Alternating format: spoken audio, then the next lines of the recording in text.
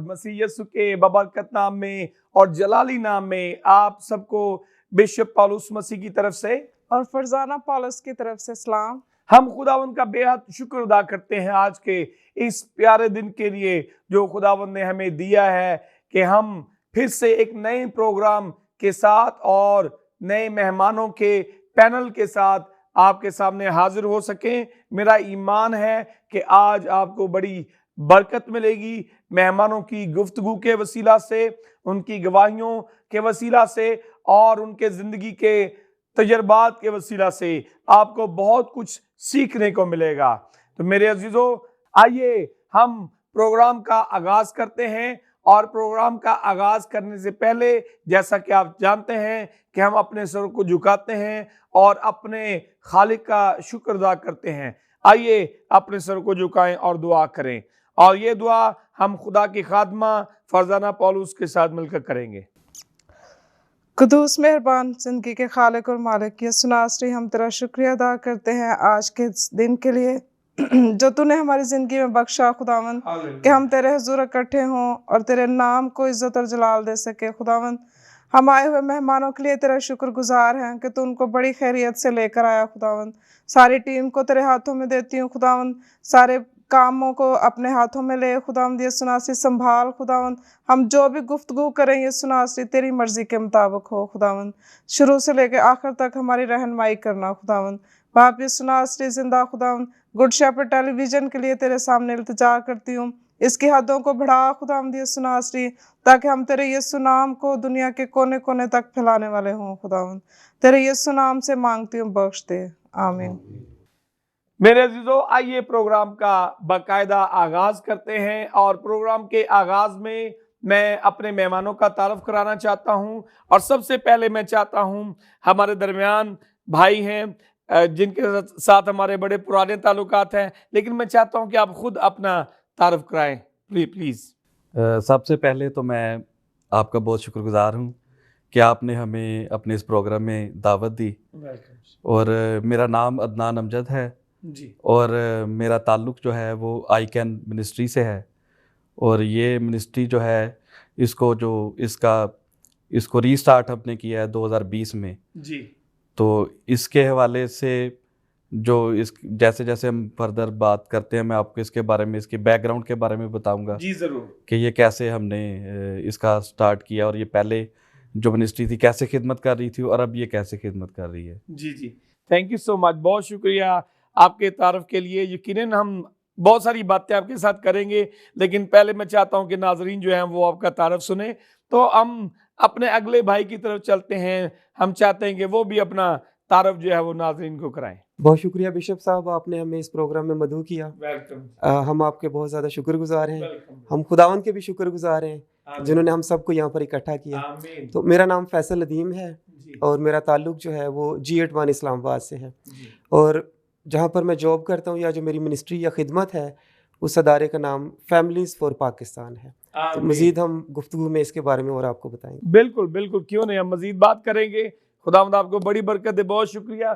जी फरजाना, मैं चाहता हूँ कि आप भी जो है वो हमारे जो दूसरे मेहमान हैं उनका तारुफ कराएं। जी बिल्कुल, हम आगे बढ़ेंगे और अपने अगले मेहमानों की तरफ चलेंगे। जी मैं चाहती हूँ कि पास्टर साहब आप अपना तारुफ हमें खुद करवाएं। जी सिस्टर, शुक्रिया। बिशप साहब, आपका शुक्रिया कि आपने हमें अपने प्रोग्राम में बुलाया। हम खुदाउन के शुक्रगुजार हैं। और मेरा नाम पास्टर इकबाल गिल है और मेरा चर्च का नाम है इस्लामाबाद पेंटिकॉस्टल चर्च, और मैं आई कैन में भी काम कर रहा हूँ। जी बहुत शुक्रिया पास्टर साहब। इनके साथ ही हमारे अगले गेस्ट हैं। मैं चाहूँगी कि आप अपना तारुफ हमें खुद करवाएं। सिस्टर जी, आपका और बिशप साहब आपका शुक्रिया, आपने मुझे इस प्रोग्राम में मदऊ किया। मेरा नाम आशर जूलियस है और मैं इकबाल टाउन में रहता हूँ, और जो मेरी मिनिस्ट्री का नाम है वो है फैमिलीज़ फॉर पाकिस्तान। जी बहुत शुक्रिया जी। जी नाज़रीन, हमने अपने मेहमानों से उनका तारुफ सुना। इसके साथ ही हम आगे बढ़ेंगे और बिशप साहब की तरफ चलेंगे। जी थैंक यू फरजाना, बहुत शुक्रिया जी। हम बाकायदा तौर पे प्रोग्राम को आगे लेकर चलते हैं और मैं चाहता हूं कि अदनान भाई आप डिटेल के साथ अपने बारे में बताएं कि आप सबसे पहले तो ये बताएं कि आपकी पैदाइश कहाँ पे हुई, आप कहाँ पे पैदा हुए और आपका बचपन कैसा था और जवानी के दिन कैसे थे और उसके बाद फिर अपने काम के हवाले से बताएं। सबसे पहले हम चाहते हैं कि आप अपने जो पुराने दिन हैं, जो अच्छे दिन गुजरे, उनके बारे में थोड़ा सा बताइए। ये बहुत अच्छा सवाल है आपका। जब हम बचपन के बारे में याद करते हैं, सोचते हैं, तो उस दौर में जहन जो है हमें ले जाता है वापस। बिल्कुल, बेशक बेशक। तो मेरा ताल्लुक जो है वो फैसलाबाद शहर से है जी, और मेरा बचपन जो है वो फैसलाबाद शहर में ही गुजरा है। ठीक है। और वहाँ पे जो अर्ली एजुकेशन स्टार्ट हुई तो वो फैसलाबाद शहर से ही हुई। जी जी। लेकिन मैं 8 साल का था जब हम इस्लामाबाद में मूव हुए। जब आप इस्लामाबाद में आ गए, ठीक है जी। और फिर यहाँ पे आके स्कूलिंग स्टार्ट हुई जी। और खुदाम यसुम मसीह के बारे में सीखना शुरू किया संडे स्कूल से। संडे स्कूल से? जी। G81 में हम रहते थे, एक कच्ची आबादी इस्लाम में, हंसा कॉलोनी। जी जी। तो वहाँ पे मतलब एक संडे स्कूल होता था वहाँ पे लोकली। जी जी। तो उसमें हम जाते थे। तो वहाँ पे हमने जो इब्तदाई जो हमने खुदाम यसुम मसीह के बारे में सीखा तो वहाँ से सीखना शुरू किया। तो इस तरह से आगे बढ़ते रहे, सीखते रहे, स्कूलिंग में, फॉर्मल एजुकेशन में भी आगे बढ़ते रहे। तो जब खुदाम यसुम मसीह में नई पैदाइश का जो तजर्बा है वो मुझे हुआ जब मैं 16 साल की उम्र में था और मैट्रिक क्लास का स्टूडेंट था। जी जी।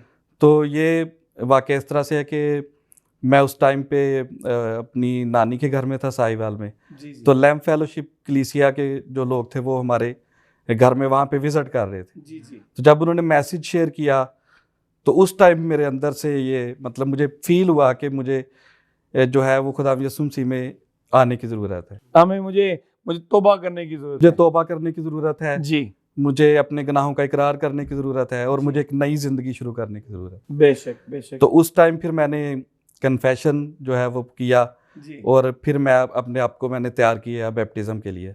और जी। उसी मीटिंग के बाद जो है वो लैम्प फेलोशिप जो कलीसिया थी, जमात थी, उनसे मैंने जो है बैप्टिज़म लिया।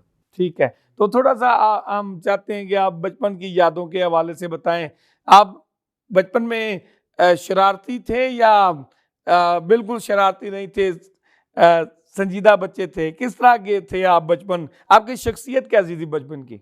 अब ये कह सकते कि अब मैं ऑपोजिट हूँ। मतलब अब जो पर्सनैलिटी है वो बहुत संजीदा हो गई है, बहुत कम गो हो गए हैं, या उस तरह से नहीं, लाइवलीनेस नहीं है इसमें। ठीक है। लेकिन बचपन में मैं बहुत जो है वो लाइवली था, बहुत शैतान तो नहीं कहूँगा, वो लफ्ज़ नहीं अच्छा। शैतान लफ्ज़ ठीक नहीं है। हाँ जी। ठीक है। लेकिन ये कि बहुत लेकिन शरारती थे। शरारती था मैं। किस तरह की शरारतें करते थे? लड़ाइयाँ करते थे या हाँ जी, इसमें ये भी था कि जो बाहर गली में खेलते थे और मुख्तलिफ किस्म के खेल होते थे उस वक्त? हाँ जी। क्या करते थे? तो उस वक्त ये था कि मेरा एक कज़न था तो उसके साथ ज़्यादा फ्रेंडशिप थी। वो मेरा हम उम्र भी था। जी। तो हमारी आपस में ही लड़ाई वगैरह भी होती थी और खेलते भी हम इकट्ठे थे और बहुत फास्ट फ्रेंड्स थे ना। अच्छा। और इसके अलावा मतलब खेल जो ज़्यादा हम यही करते थे कि एक जो चीज़ जो मेरी मेमोरी में बहुत ज़्यादा मतलब मुझे वाज़ह तौर पे याद है जी। वो ये कि मैं पटाखे बहुत चलाता था। जी ठीक है। तो अब मैं सोचता हूँ तो मैं सोचता हूँ कि मैं कितना मुख्तलिफ था। अब मुझे पटाखों की आवाज़ अच्छी नहीं लगती, मैं इरिटेट होता हूँ। हाँ। लेकिन उस दौर में बड़े शौक से मुख्तलिफ किस्म के पटाखे जो चलाते थे और बड़ा इंजॉय करते थे। जी। और शाम को देर तक गलियों में खेलते थे। जो 3-4 दोस्त थे जिसमें दो लड़के भी थे और लड़के, हम ग्रुप था एक हमारा। तो शाम को जब लेट हो जाता था, अंधेरा हो जाता था, तो छुपन छुपाई खेलते थे हम। तो ये बहुत था, मतलब जो कॉमन हमारा खेल था वो यही था जो बचपन में मैंने खेला है ज़्यादातर। ठीक है। तो जब आप बचपन की बात करते हैं तो बचपन में ज़ाहिर बात है घर में आपके माँ बाप हैं, आप एक मसीही ख़ानदान से आपका ताल्लुक़ है, तो घर में दुआ भी होती थी। तो आप दुआ में बैठते थे या नहीं बैठते थे? दिल लगता था दुआ में?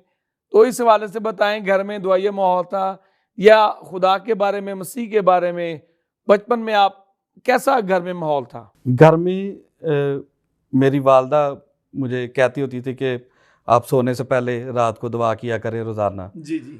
तो ये एक मतलब प्रैक्टिस थी कि उस टाइम करते थे। लेकिन तो जब थोड़े से बड़े हुए तो फिर मतलब पेरेंट्स ने कहा कि अब आप चर्च जाया करें।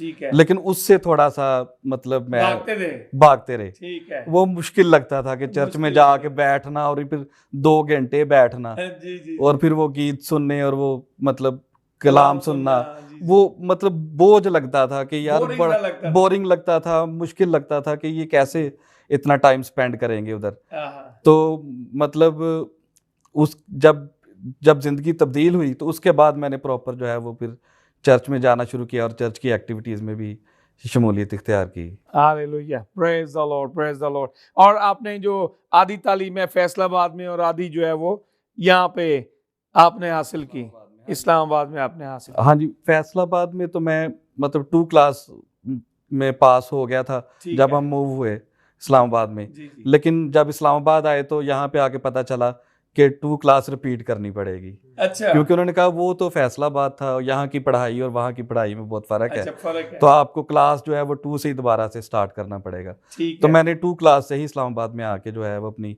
एजुकेशन स्टार्ट की। ठीक है। और हमारे लोकल जो था सेक्टर G81, जी, वहाँ पे प्राइमरी स्कूल भी था हमारा जी, और वहाँ पे हाई स्कूल भी था। ठीक तो जो हाई स्कूल तक जो तालीम थी वो हमारे सेक्टर G8 में ही था। ठीक है। तो उसके बाद कॉलेज के लिए जो है वो सेक्टर H8 में पोस्ट ग्रेजुएट कॉलेज है गवर्नमेंट का, फेडरल गवर्नमेंट का, जी, तो वहाँ पे इंटरमीडिएट किया मैंने। जी, फिर जो है बीए के लिए भी वहाँ से जो है फेडरल जो कॉलेज था वहाँ से बीए किया। प्रेज गॉड, खुदावंद का शुक्र है, खुदावंद का शुक्र है। बहुत शुक्रिया अदनान भाई, खुदावंद आपको बड़ी बरकत दे। बहुत अच्छी बातें आपने हमारे साथ शेयर की, आपने बहुत अच्छा अपना तारुफ कराया, थैंक यू सो मच। अब हम आगे बढ़ते हैं और चलते हैं ब्रदर फैसल की तरफ, और मैं चाहता हूं कि ब्रदर आप भी थोड़ा सा बताइए कि आप कहाँ पे पैदा हुए, कौन से शहर में, और आपका बचपन जो था वो कैसा गुजरा, और जवानी के दिन कैसे थे, तालीम कहाँ पे हासिल की, थोड़ा सा बताइए। बहुत शुक्रिया बिशप साहब, आपके सवाल की वजह से, क्योंकि अब ज़िंदगी बहुत मसरूफ़ है, हर कोई आगे कोई जा रहा है, ऐसे ही है, ऐसे तो वो फ्लैशबैक्स के मतलब आप जब पूछ रहे थे तो मेरे जहन में भी आ रहा था कि मेरा बचपन कैसे गुजरा। जी जी जी, बिल्कुल बिल्कुल। तो मेरी पैदाइश तो एक गांव में ही हुई है, नारोवाल में एक गांव था। जी तो जब यानी कि मेरे वालिद साहब उसके बाद फिर जॉब के लिए जो है इस्लामाबाद में आ गए थे। ठीक है। उनकी जब जॉब हो गई तो उसके कुछ अरसे बाद वो हमें भी ले आए थे। जी तो पैदाइश गांव में है, लेकिन जब हमने यानी कि होश संभाला एक तरह से कह लें, जी, तो मैंने खुद को इस्लामाबाद में पाया। ठीक फिर ठीक इब्तदाई तालीम यहाँ पर ही हमने हासिल की है, इस्लामाबाद में ही। ठीक है। G81 में जैसे भाई ने बताया, जी वहाँ पर ही प्राइमरी स्कूलिंग है, वहाँ पर ही हाई स्कूलिंग है। ठीक है। और दूसरी जो बात आपने बात पूछी थी कि बचपन हमारा कैसा था, जी जी बिल्कुल। तो जो हमारा मोहल्ले में ग्रुप था वही हमारा स्कूल में ग्रुप था। ठीक है। अब ये बड़ा मजबूत ग्रुप था, ठीक है। हम स्कूल भी इकट्ठे जाते थे, ठीक हमारा खेल भी इकट्ठा था। ठीक है। और अब जब मैं अपने वक्त को देखता हूँ और आज के वक्त को देखता हूँ तो मैं महसूस करता हूँ कि हमने एक डिफरेंट किस्म का बचपन गुजारा है। ठीक। अब जो बच्चे हैं वो मोबाइल के ऊपर बिजी हैं बिल्कुल। या वीडियो गेम के ऊपर बिजी हैं, ऐसे ही उनके लिए मतलब एक कह लें कि मोबाइल या उनका लैपटॉप या उनकी जो चीज़ें हैं वही उनका ही सारी वो खेल तमाशा या खेल जिंदगी तमाशा वही वही है। लेकिन हमारे पास तो बहुत वैरायटी थी। बिल्कुल। तो हम जो सारे दोस्त थे वो किसी तरह से हमें वो उस वक्त ब्रूसली की मूवीज हम देखा करते थे, ठीक है। तो उस वजह से हमें जिम्नास्टिक का या जूडो कराटे का शौक था। बड़ा तो हमारा एक क्लब बन गया विद इन द कम्युनिटी, जी जी। और हम काफ़ी जो है वो ये जिम्नास्टिक के खेल में जो है ना काफ़ी जूडो एक्टिव। कराटे करते थे बहुत। यस। ठीक है। तो इसी तरह से फिर हमें कुछ एक कोच मिल गया जिसकी वजह से हम फिर और ज़्यादा इसमें जो है वो हमारा शौक जो है वो डेवलप हो गया। जी जी। तो अब मुझे याद आ रहा है कि मैं बड़ा अच्छा जिम्नास्टिक किया करता था, लेकिन अब कभी नहीं मैंने। नहीं, आप देखने से भी लगता है कि आप वाकई जो है ना एक वक्त में, अभी भी आप बहुत फिट हैं, चले बहुत लेकिन शुक्रिया। उस वक्त ज्यादा ही आप फिट होंगे, हाँ जी, वो एक एज के साथ साथ इंसान की। और एक्टिविटी की वजह से। हाँ जी। और बाकी ये है कि हम अपने ग्रुप को हमेशा ही लीड किया करते थे। मुझे याद है एक वक्त चर्च लाइफ में जो मेरा आना है वो मेरे बड़े भाई की वजह से। Praise उनका God. नाम पास्टर इरशाद मसीह है। Praise God. वो G8 में ही एक चर्च है, वहाँ पर वो पास्टर पासबान की खिदमत सर अंजाम दे रहे हैं। Hallelujah. तो उनकी वजह से हमारी फैमिली सारी जो है, इवन मेरे पेरेंट्स जो हैं, जी, वो हमारे उस भाई की वजह से कलीसियाई ज़िंदगी में या इसको हमने बड़ी बात। इसको शुरू किया। तो बड़ी वो बात। कह लें कि हमारे लिए चिराग है या रोशनी है। Praise God. Praise God. तो अब एक तरफ भाई ये चाहता था कि मैं चर्च में आऊँ, जी लेकिन उसी वक्त में वो हमारे यहाँ जो ग्रुप था जिसमें हम गेम खेला करते थे या हम कुछ एक्टिविटी किया करते थे, वो चाहते थे कि उस वक्त में हम कुछ खेला करें। तो मुझे याद है कि उस वक्त भी मैंने इस सूरत हाल को ऐसे मैनेज किया था कि हम उनको कहते थे, हम ना वही के एक पकड़ के दो नहीं, एक और गेम थी छुपन छुपाई उसको कहते थे, वो हम खेलेंगे। तो मेरा उसमें ये तरीकाकार होता था कि जब छुपने की बारी है तो मैं सीधा चर्च। अब वो उस गेम के जरिए से मैंने एक तरफ अपने दोस्तों को भी खुश रखा और एक तरफ भाई, यानी कि वो चाहता था कि मैं चर्च में आऊं, तो हम वहां पर भी जो मेरी प्रेजेंस थी वो हुआ करती। ये आप जब चुपते थे तो लंबा ही चुप जाते थे? मैं वो पूरी मीटिंग अटेंड करता था। तो फिर बाद में वो पूछते नहीं थे कि किधर गए थे आप? हाँ जी, वो लोग मुझे ढूंढ ढांड के, तो वो जब वो मैं नहीं मिलता था तो वो गेम खत्म हो जाती थी क्योंकि मैं ही वो लीड करता था। फिर कुछ अरसा जो है इस तरह चला, इस तरह ही मामला चलता रहा, लेकिन उनके ज़हन में भी नहीं आया कि मैं कहाँ पर छुपता हूँ। अच्छा, और आपने बताया भी नहीं? नहीं, मैंने उनको नहीं बताया था, क्योंकि ये एक लिहाज से नौजवान लड़के जो चर्च जाते हैं वो दूसरे नौजवान लड़के उनको बताते वक्त थोड़ा शर्माते थे कि मैं चर्च जाता हूँ। बिल्कुल, तू बड़ा भगत बन गया। अब जब मेरी शादी हो गई, अब मैं खुशी खुशी जाता हूँ, लेकिन उस वक्त मुझे अपनी उस टीम से जरा छुप के जाना पड़ता है। तो बात यही है कि वो अपने भाई की वजह से हम लोगों ने चर्च आना शुरू किया, और इसी तरह से कभी ऑन कभी ऑफ। कुछ वक्त ऐसे भी आया कि हम शायद क्रिसमस पर या ईस्टर पर ही चर्च, यानी कि मैं ज़ाती तौर पर बता रहा हूँ, कुछ वक्त ऐसा भी आया कि बहुत ज़्यादा बेदार हो गए तो रोज़ाना जाना शुरू कर दिया। लेकिन इसी तरह ऑन एंड ऑफ ये जो है वो मेरी जो मसीही ज़िंदगी है वो चलती रही। फिर 2006 में मैंने बैप्टिज़्म लिया, 2011 में मेरी शादी हुई है, और शादी के बाद से लेके अब 2022 तक मैं मुसलसल यानी कि कलीसियाई ज़िंदगी में हूँ या खुदावंद के साथ वाबस्ता हूँ। और इससे पहले जो शादी से पहले जो ज़िंदगी थी वो ऐसी थी, कभी हम कलीसिया में हैं कभी नहीं हैं। तो मतलब वो वक्त ऐसी था कि कभी मसरूफियत किसी तरह की बन जाती, कभी किसी कोई शौक डेवलप हो जाता, कभी कोई, तो जो डिफरेंट शौक है वो आपको पता है कि वो हमें खुदावंद से कई दफ़ा दूर ले जाते हैं। तो इसी तरह से, लेकिन अब खुदावंद का शुक्र है कि एक ज़िंदगी में इस्तेहकाम है।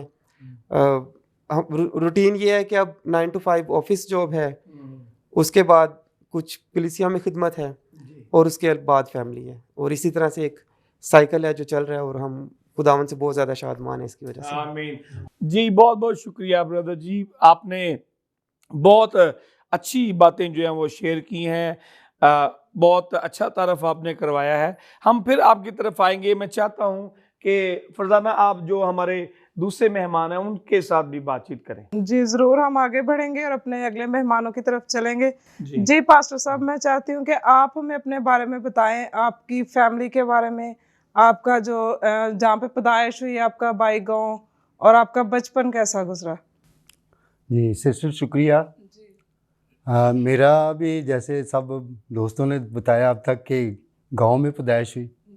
ठीक है, मैं ज़िला सियालकोट तहसील पसरूर में एक गांव था, वहाँ मेरी पैदाइश हुई, और मेरे वालिद भी फिर इस्लामाबाद आए, और उनके 2 साल बाद मेरी अम्मी हम इधर इस्लामाबाद में आ गए, और यहाँ पर आकर ही स्कूल शुरू हुआ, और फिर यहीं पर ही सब हमने बचपन गुजारा। और बचपन में हमारा जो है बचपन बड़ा अच्छा भी था और एक तरह से बुरा भी था, क्योंकि अच्छाइयाँ बुराइयाँ दोनों में थी। तो मगर ये कि मैं खुदा का शुक्र करता हूँ कि मेरे वालिदैन जो है वो खुदा परस्त थे, और उनके सबब से फिर हमें भी खुदा उनकी तरफ आना पड़ा। ठीक, तो मैं इस लिहाज से शुक्र करता हूँ कि मेरे माँ बाप जो है वो खुदा के साथ है। ख़ास तौर पे मेरे वालिद साहब ने पहले खुदा उनको कबूल किया, तो उसके बाद फिर मैंने खुदा उनको कबूल किया, और यहीं पर हम सारी रात यानी रात के 12-1 बजे तक जो है वो खेलते थे, और माँ बाप से मार भी खाते थे। जब कई बार बाप हमारे ढूंढ के लाते थे वो फिर मारते थे, क्योंकि वो चाहते थे कि हम टाइम पे घर आएँ, मगर हम उनको दाल लगा के तो भाग जाते थे। कि जैसे दोस्तों की भी एक अपनी दोस्ती को, उस बचपन की दोस्ती का अपना मज़ा होता है। लगती तो वो बुरी है, माँ बाप को बुरी नज़र आती है, लेकिन हम जो बचपन में होते हैं हमें वो अच्छी लगती है।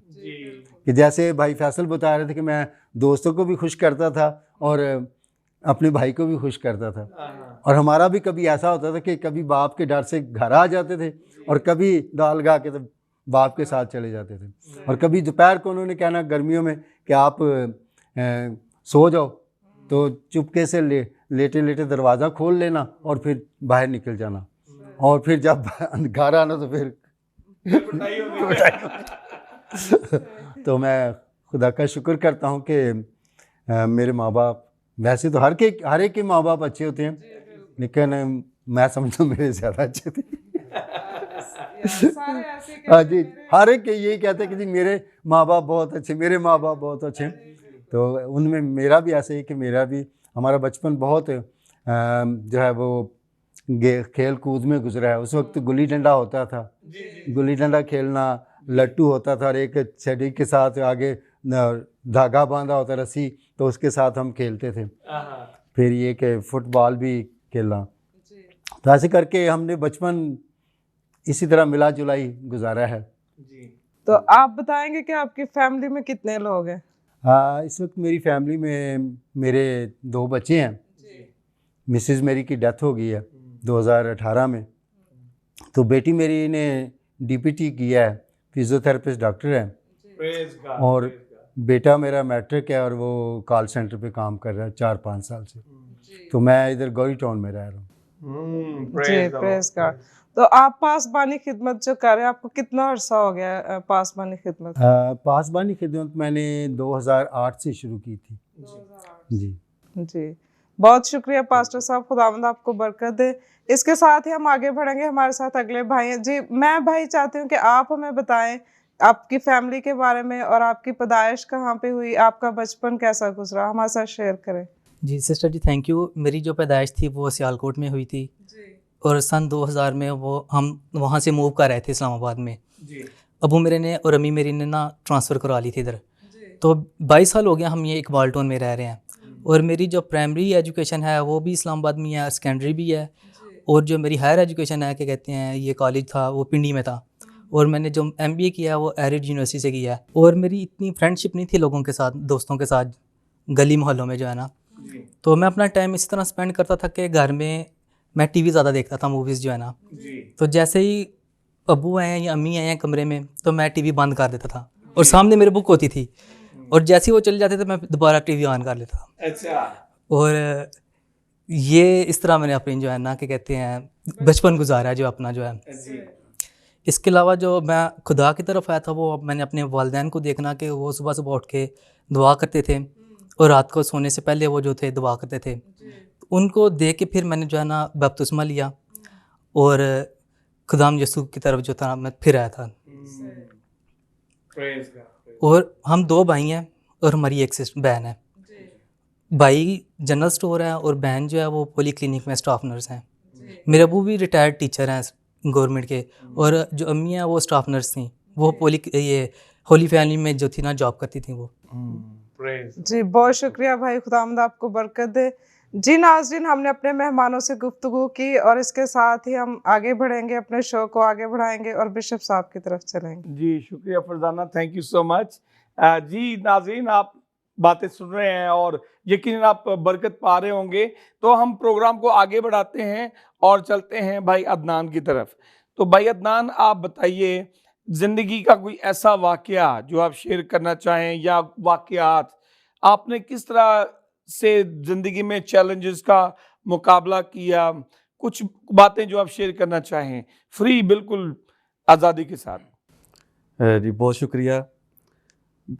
वैसे कहने को मैं अपनी ज़िंदगी के बारे में कहूँ तो पूरी लाइफ ही बहुत चैलेंजिंग गुजरी है। जी जी बिल्कुल। बचपन से लेकर और अभी तक भी हम स्ट्रगल कर रहे हैं। जी। तो जो उसमें मेन चीज़ें हैं वो मैं बताना चाहूँगा कि जब हम फैसलाबाद से इस्लामाबाद में शिफ्ट हुए तो वो बहुत चैलेंजिंग था, क्योंकि हम वहाँ पे एक बड़े शहर में रहते थे और वहाँ पे लाइफ बड़ी डिफरेंट थी। वहाँ पे जो घर था वहाँ सारी फैसिलिटीज़ भी थी, इलेक्ट्रिसिटी, सुई, गैस वगैरह, पानी, ये सारी चीज़ें। और घर बड़े थे, घर भी, शहरों में घर जो छोटे हो जाते हैं, हाँ जी, गांव वगैरह में घर बड़े होते हैं। हाँ जी, और घर वो बेहतर था, मतलब अच्छा था वहाँ पे। अच्छा था। जब इस्लामाबाद में आए तो यहाँ पे क्योंकि हम एक हंसा कॉलोनी में आए, वो एक कच्ची आबादी थी जी जी। और वहाँ पे इलेक्ट्रिसिटी का प्रॉब्लम बिजली था, नहीं थी। पानी का भी प्रॉब्लम था वहाँ पे, मसला और था। ये इस तरह मतलब फैसिलिटीज़ नहीं थी अवेलेबल। और जो मतलब वो यहाँ पे बचपन काफ़ी मुश्किल यानी कि गुजरा, मुश्किल हालात काफी मुश्किल गुजरे। हालात काफ़ी मुश्किल थे। जी जी। और फिर मतलब वहाँ से ये हुआ कि हम जब जयसाला कॉलोनी में मूव हुए, वो हमें गवर्नमेंट की तरफ से जो है वो प्लाट वहाँ मिला। पे मिला, वहाँ जी। पे हमने घर बनाया, फिर वहाँ पे जाके चीज़ें हाँ, बेहतर हो गई। हम्म। वहाँ पे हमें फिर इलेक्ट्रिसिटी और जो बेसिक फैसिलिटीज़ हैं वो मिली। जी जी। तो जो दूसरे मैं बात करना चाहूँगा कि क्योंकि मैं कहना चाहूँगा कि हम गरीब घराने से ताल्लुक़ है, जी। तो मेरे जो वालिद हैं वो मज़दूर थे, मतलब शुरू से बिल्कुल। उन्होंने लेबर जी। वर्क किया है। ठीक ठीक ठीक। तो मतलब फाइनेंशियल चैलेंजेस का जो है वो फैमिली हमारी को बहुत सामना करना पड़ा मुख्तलिफ स्टेजेस पे। जो मैं याद करता हूँ कि वो यही था कि एजुकेशन को कंटिन्यू करना बहुत मुश्किल था। बहुत मुश्किल था। उस टाइम पे मुझे लगा फीसें पे करना, फीसें पे करना, बुक्स खरीदना। एक एक शख्स के ऊपर सारे खानदान की जिम्मेदारी होती है। घर में राशन का भी बंदोबस्त करना है, फिर फीसें भी पे करनी है, बिल भी पे करने हैं। एक बाप जो होता है वो सारे घर को देखता है। जिम्मेदारी बिल्कुल। जी जी। तो मुझे याद है कि जब मैट्रिक क्लास में मैं पहुंचा, तो मतलब सिचुएशन इस तरह की थी कि बुक्स परचेज करने के लिए भी हमारे पास पैसे नहीं थे। तो अब 9th क्लास में मैं आ गया था और मुझे साइंस भी पढ़ने का शौक था, तो उस वक्त साइंस का ग्रुप रखा। तो वहाँ पे फिर जब सोचा कि अब कैसे मैनेज होगा, तो स्ट्रैटेजी ये बनाई कि एक एक करके बुक खरीदेंगे। एक बुक के लिए पैसे जमा करेंगे, वो खरीदेंगे, फिर दूसरी बुक के लिए पैसे जमा करेंगे, वो खरीदेंगे। और इस तरह से 2-4 महीने इस कदर मुश्किल के साथ आपने स्टडी की, हाँ जी, एजुकेशन जो है, आपने हिम्मत नहीं आ रही। और पढ़ने का बहुत शौक था, शौक बहुत ज़्यादा था। शौक बहुत ज्यादा था। यही वो शौक ही की एक रीज़न थी कि जिसने मुझे जज्बा मोटिवेट किया अंदर से कि चलते रहना, रुकना नहीं। रुकना नहीं है। Praise God. और ऐसे ही जब इंटरमीडिएट में गए तो सिचुएशन उस टाइम भी सिमिलर ही थी, इवन बीए तक। जब मैं इंटरमीडिएट पास किया तो कॉलेज में एडमिशन लेने के लिए फ़ीस के लिए पैसे नहीं थे। और एडमिशन जो थे वो उस टाइम ईयर में क्लोज हो चुके थे। हम अरेंजमेंट करते रहे लेकिन अरेंज नहीं कर सके, और एडमिशन जो थे वो क्लोज हो गए। सिर्फ देखिए, मैं उन ममालिक से होके आया हूँ जहाँ पे कोई भी बच्चा जो है ना, वो फीस की वजह से या किताबों की वजह से वो पढ़ाई से नहीं रहता। दाखिले की वजह से पैसे नहीं है, दाखिला करवाने के लिए नहीं रहता। वहाँ पर हर चीज़ जो है, अगर आपके पास पैसे नहीं है, फ्री मिलती है बगैर किसी जजमेंट के। तो यहाँ पर ऐसे हालात आप बता रहे हैं कि दाखिला नहीं हुआ फीस की वजह से। तो ये सिचुएशन थी। बहरहाल जैसे तैसे करके मेरे वालिद साहब ने कहीं से लोन लेके जो है वो फी का अरेंज किया। तो एडमिशन क्लोज हो चुके थे, लेकिन मैं कॉलेज में फेडरल गवर्नमेंट के कॉलेज में गया और मैंने प्रिंसिपल साहब से रिक्वेस्ट किया कि मैं लेट हो गया हूँ लेकिन मुझे एडमिशन चाहिए। तो उन्होंने जब मेरा रिजल्ट वगैरह देखा तो उन्होंने कहा कि ठीक है, आप अच्छे पढ़ने वाले स्टूडेंट लग रहे हैं, तो हम आपको मौका देते हैं। Very good. तो 2 महीने गुजर चुके थे, क्लासेस चल रही थी बीए की, तो मुझे एडमिशन उन्होंने दे दिया। उन्होंने कहा आपको पिछला जो है वो कोर्स कवर करना पड़ेगा। वो मदद करता है अपने बंदों की। बिल्कुल, बेशक। तो उस तरह फिर मतलब बीए की क्लास में जाके तो यानी कि उसको कंप्लीट किया एजुकेशन को। तो उसके बाद यानी कि ये सोचा, क्योंकि बहन भाई, मैं सबसे बड़ा था बहन भाइयों में, तो ये सोचा कि अब बीए तक पढ़ लिया काफ़ी है और अब काम करें, कुछ जॉब वगैरह करें और फैमिली को सपोर्ट करें। तो उसके बाद फिर शौक था फर्दर एजुकेशन का, लेकिन कंटिन्यू नहीं मैं कर सका। और मैंने घर की जिम्मेदारी वो आप बड़े थे, हाँ जी, बहन भाइयों में। हाँ जी। तो पाकिस्तानी कल्चर में, मशरक में ये होता है कि जो बड़ा भाई होता है वो इन चीज़ों का भी जिम्मेदार होता है कि देखे कि बाकियों का कैसे ख्याल रखना है। बिल्कुल। तो यही मतलब वजह थी कि मैं फिर फर्दर एजुकेशन की तरफ नहीं गया। और मैंने जॉब जैसे भी मुझे जो भी अपॉर्चुनिटी मिली उस टाइम में, मुझे मतलब इनिशियली एक ऑर्गेनाइजेशन थी, अडल्ट बेसिक एजुकेशन सोसाइटी, तो उनके साथ मुझे एज अ ट्यूटर की जॉब मिल गई। ठीक है। तो वहाँ से फिर मैंने अपना जो फाइनेंशियल प्रोफेशनल करियर आप कह सकते हैं जॉब का, वो वहाँ से स्टार्ट हुआ। एज अ ट्यूटर मैंने जो है वो जॉब का आगाज़ किया, और इस तरह से फिर आगे खुदा मौके देता गया और जॉब्स जो है वो फर्दर करते रहे। लेकिन उसके जब फिर जब आप जॉब कर रहे होते हैं और फाइनेंशियल रिस्पॉन्सिबिलिटी घर की शेयर कर रहे होते हैं, जी फिर आप एजुकेशन के बारे में नहीं सोच सकते होते। जी जी। तो जब कि मुझे बहुत शौक बहुत था कि मैं ज़रूर पढ़ूँ आगे, तो फिर खुदावंद ने एक मौका दिया जाके 2012 में, तो मैंने दोबारा से 2004 में मैंने बीए किया था और 2012 में मुझे दोबारा अपनी एजुकेशन कंटिन्यू करने का मौका मिला। Praise God, praise God. ठीक है, तो आपने फिर 2014 में आपने फिर बीए किया। 2004 में मैंने बीए किया था। बीए किया, फिर आपने क्या किया? 2012 में मैंने एजुकेशन दोबारा स्टार्ट की ठीक है। और उस टाइम मैंने एक पोस्ट ग्रेजुएट डिप्लोमा किया यूथ डेवलपमेंट वर्क में, हाँ, क्योंकि मैं यूथ वर्क में एंगेज था ठीक है। अपने टीनेज दौर से ही। उम्र में हम कम्युनिटी में नौजवानों के साथ काम करते थे, तो मुझे शौक था कि मैं इसी फील्ड में एजुकेशन भी हासिल करूं। ठीक है, तो आपने मैंने डिप्लोमा किया आपने। पोस्ट ग्रेजुएट डिप्लोमा मैंने किया यूथ डेवलपमेंट में, ठीक है। और उसके फ़ौरन बाद मैंने मास्टर्स कंटिन्यू किया जेंडर स्टडीज़ में, और फिर Praise मैंने God. जी एमएससी की है जेंडर स्टडीज़ में। आपने फिर एमएससी की। जी प्रेज गॉड, हालेलुया। तो यहाँ पर एक बड़ी एक अच्छी बात मेरे ज़हन में आ रही है, वो नौजवान जो कि जज्बा रखते हैं पढ़ने का, लेकिन हालात की वजह से हिम्मत छोड़ जाते हैं। वो देखिए, जब आप हिम्मत करते हैं ना, हिम्मत करते हैं, वो एक मुहावरा है कि हिम्मत मर्दा ते मदद खुदा। तो ऐसा नहीं है कि जब आप हिम्मत करते रहें, हिम्मत ना हारें, तो खुदा दरवाजा ना खोले, वो खोलता ही खोलता है। क्या ख्याल है जी? जी जब आप हिम्मत छोड़ जाते हैं ना, कहते हैं जी ये तो मुश्किल ही है, मतलब कुछ अरेंज नहीं हो पा रहा, ये नहीं हो पा रहा, ये मुश्किल है, ये मुश्किल है, आप फिर दिल छोड़ जाते हैं, फिर आप बिल्कुल स्टडी करना ही बंद कर देते हैं। तो आप ऐसे नौजवानों के लिए क्या क्या पैगाम देना चाहते हैं कि मतलब उनको हिम्मत नहीं आनी चाहिए? मेरे ख्याल से बिल्कुल, मैं यही कहना चाहूँगा कि जैसे भी मुश्किल हालात ज़िंदगी में आपके हों, आपको अपने जो आपका एम है आपको उसको नहीं भूलना चाहिए। बेशक आपको अपने ज़हन में रखना अपने चाहिए, जो ख्वाब नहीं भूलने चाहिए। अपने टारगेट्स को आप अपने हमेशा अपने सामने रखें। बिल्कुल। अगर आप एजुकेशन में आगे जाना चाहते हैं, तो मैं ये कहना चाहता हूँ कि अगर आप विलिंग है तो अपॉर्चुनिटीज़ और रिसोर्सेज खुदा आपको ज़रूर प्रोवाइड करता है। जरूर प्रोवाइड करता है जी। बेशक बेशक।